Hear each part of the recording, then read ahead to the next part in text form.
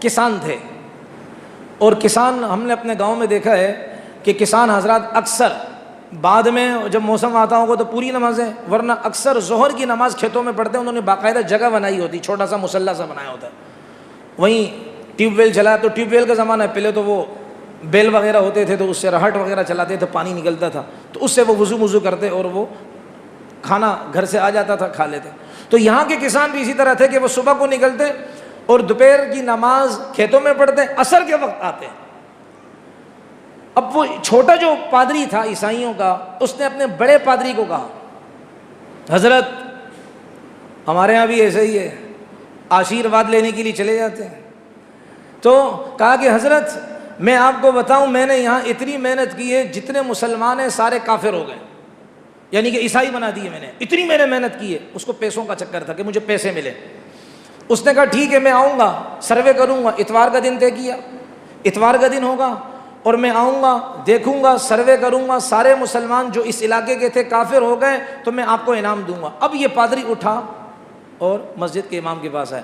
میں نے کہا نا منافق تو ہر جگہ ہوتے ہیں نا، اس لبادے میں بھی بہت ملیں گے، آپ کو بہت ملیں گے، تھوک کے حساب سے ملیں گے. ان کے پاس آیا اور وہ بچوں کو قرآن پاک پڑھا رہے تھے. کہا کہ امام صاحب اتوار کے دن آپ کی مہربانی ہوگی ظہر کی اذان نہیں دینا. اب دیکھو اس کی چلاکی، دیکھو سیاست، دیکھو اس کی، ظہر کی اذان نہیں دینا. تو سارے بچے پڑھ رہے تھے، ایک بچہ سننا تھا. ہوتا ہے یہ، قاری صاحب سمجھتے ہیں کہ آنے والے مہمان جو ہیں میں اور وہ باتیں کر رہے ہیں، بچے نہیں سن رہے ہیں، یہ غلط ہے. کوئی نہ کوئی بچہ کیا ہے، یہ کانوں کی اس کی زبردست قسم کا نظام ہوتا ہے، وہ ساری باتیں سن رہا ہوتا ہے. تو اس نے جو ہے نا وہ امام صاحب سے کہا کہ بھائی آپ ظہر کی اذان نہ دینا. قاری صاحب نے کہا یہ کیسے ہو سکتا ہے، میں کیوں نہیں دوں گا، تمہارا دماغ صحیح ہے. کہا میں آپ کو $5000 دیتا ہوں. اب ایک وہ بچہ سن رہا ہے، ایک بچہ اس میں، اس نے کہا چل بے $5000 اذان چھوڑ دوں میں. تو کہا میں $10,000 دیتا ہوں. اس نے کہا تیرا دماغ صحیح ہے. اب وہ لیول کم ہو رہا ہے، 2400 لوگوں کے فارم بھر کر 1200 لوگوں کے پیسے کھانے والے ہر جگہ موجود ہیں. تو اس نے کہا کہ بھائی $10,000 لے لو. کہا نہیں بھائی ایسا نہیں ہو سکتا، میں نبی علیہ السلام کی دین کا دفاع کرنے والا ہوں. وہ ہماری طرح جوشیلا تھا لیکن اس کا جوش ابھی نکلنے والا ہے. اس نے کہا بکرے کے سر کے سونے کے برابر، بکرے کے سر کے برابر سونا لے لو، صرف ظہر کی اذان نہ دو. ہماری طرح تھا نا. اس نے کہا ٹھیک ہے منظور ہے. اس نے کہا آخر میں توبہ کر لوں گا. توبہ کر کیا کیا، حج بھی کیا کعبے کا، گنگا کا اسنان بھی، خوش کیا رحمان کو، راضی رہے شیطان بھی. یہ کام بھی کروں گا، وہ کام بھی کروں گا، دونوں کام کروں گا. ریاست مدینہ زندہ باد، ادھر سے قادیانیوں کے تلوے چاٹو، دونوں کام کروں گا. تمہاری نس نس سے ہمارے اکابر واقف ہیں.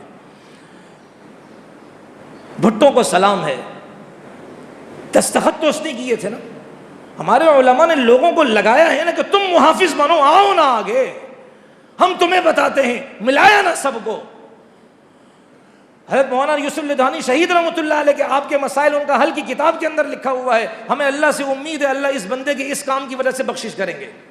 اس نے جو دستخط کیے ہیں یہ چھوٹا کام نہیں ہے، اس کا عمل اس کے ساتھ ہے. یہ چھوٹا کام تھوڑی ہے، یہ کریں دستخط. یہ لوگ یہ کہہ دینا ایک دفعہ مرزا قادیانی کذاب دجال ہے، کافر ہے، یہ ان میں ہمت ہے کسی میں، کر کے دکھائے نا. یہ تو اب وہ اس نے کہا کہ جی ٹھیک ہے میں ظہر کی اذان نہیں دوں گا. وہ ننھا مجاہد، وہ ابابیل دین اسلام کا چشم و چراغ سن رہا تھا. اتوار کا دن ہوا، عیسائیوں نے کیا ہے اپنا حفلہ جلسہ قائم کیا اور وہاں ناچ بھی ہوا، عورتیں بھی ناچ رہی ہیں، شراب بھی ہے، کباب بھی ہے اور موسیقی بھی چل رہی ہے. اب امام صاحب صبح کے وقت آئے اور کہا کہ جی میری طبیعت صحیح نہیں ہے لہذا آج آپ کی چھٹی. اب بچہ اور کیا مانگے، وہ سارے کے سارے گئے. اندھا کیا مانگے، 2 آنکھیں مانگے گا.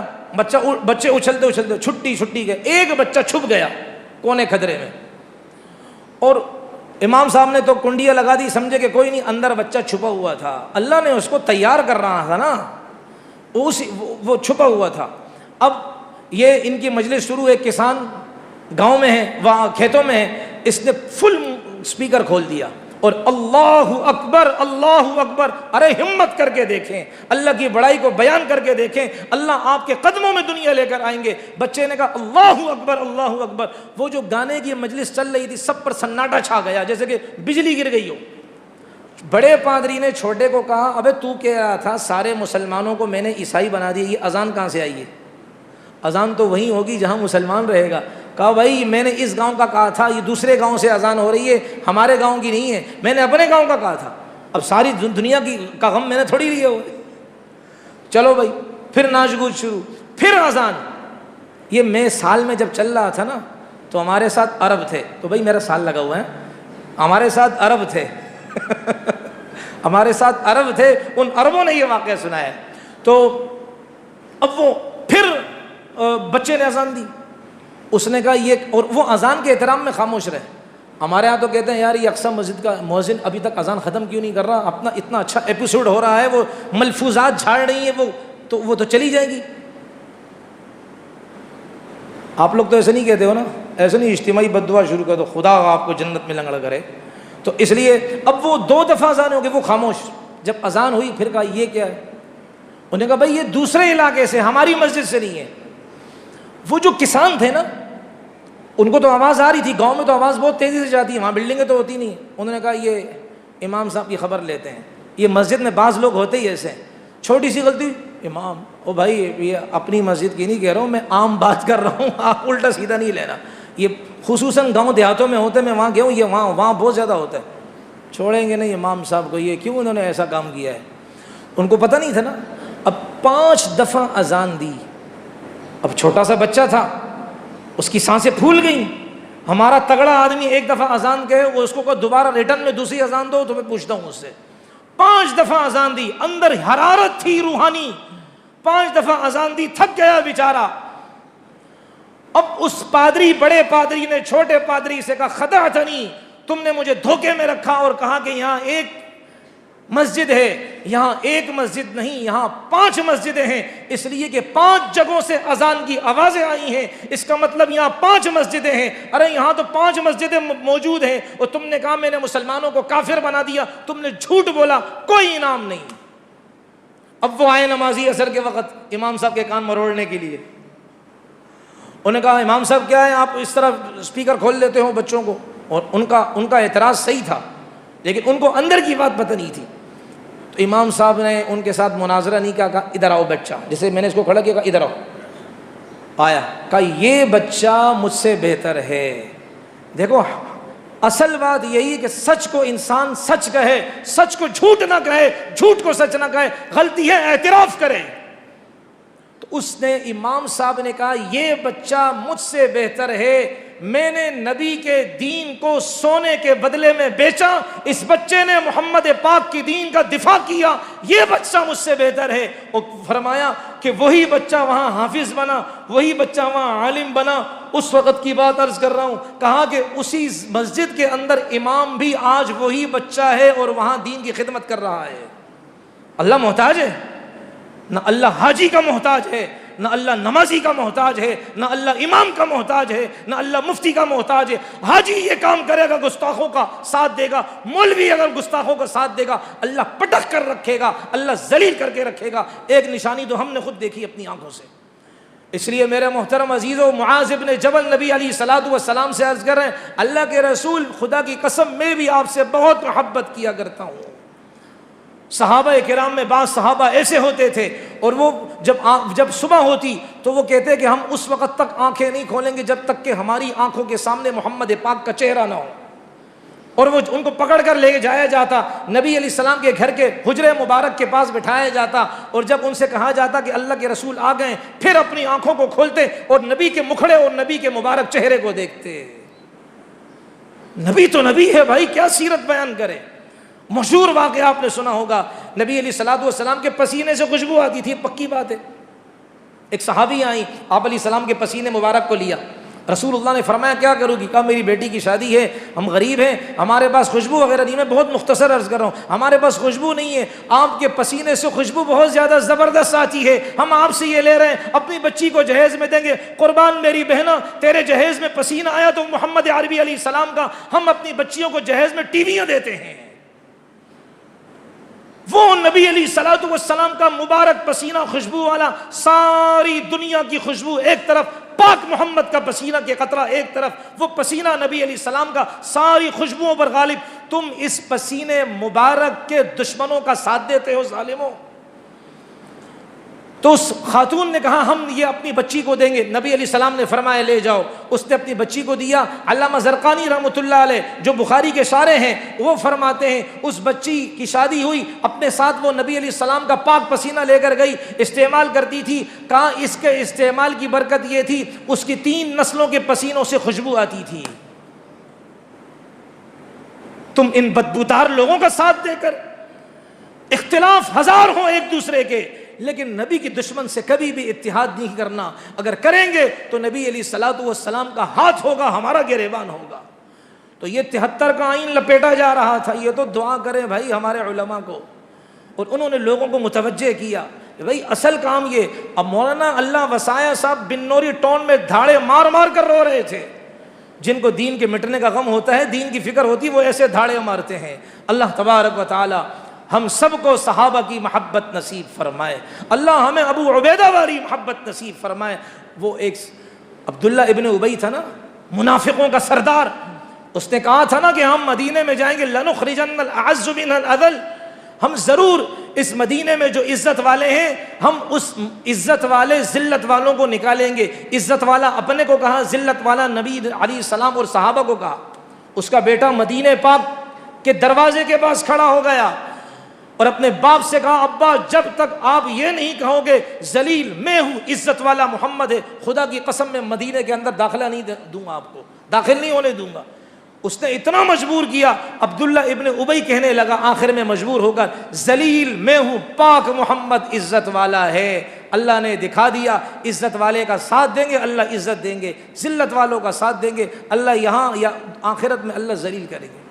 اللہ مجھے ہم سب کو عمل کی توفیق عطا فرمائے۔ اپنے ان بھائیوں سے جو ایجوکیٹڈ ہیں، کوئی بھی معاملہ ہو علماء سے پہلے پوچھ لیں، ایسا نہ ہو کہ آپ کسی کی محبت میں آ کر قادیانی کا ساتھ دے رہے ہو، کسی کی محبت میں۔ اس لیے عربی کی کہاوت ہے حبک الشیء یعمی و یسم، تمہارا کسی چیز سے محبت کرنا تمہیں بہرا اور اندھا بنا دے گا۔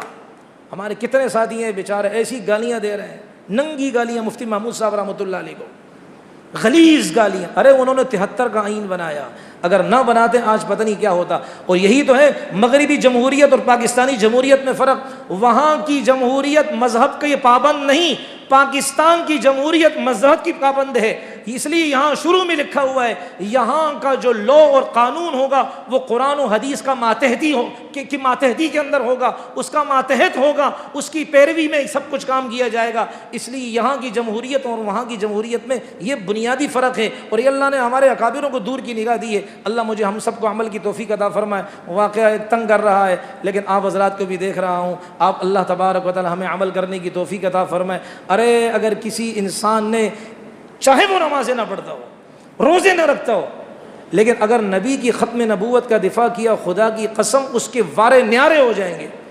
مولانا امین صفدر صاحب، بس ابھی پکا وعدہ ہے، آخری واقعہ ہے، میرا بھی تو روزہ ہے مولانا، میرا دل کر رہا آج اللہ کی قسم دماغ کام نہیں کر رہا، کسی سے نفرت نہیں، اس سے نفرت جو نبی کے دشمنوں کا ساتھ دے، کوئی بھی ہو۔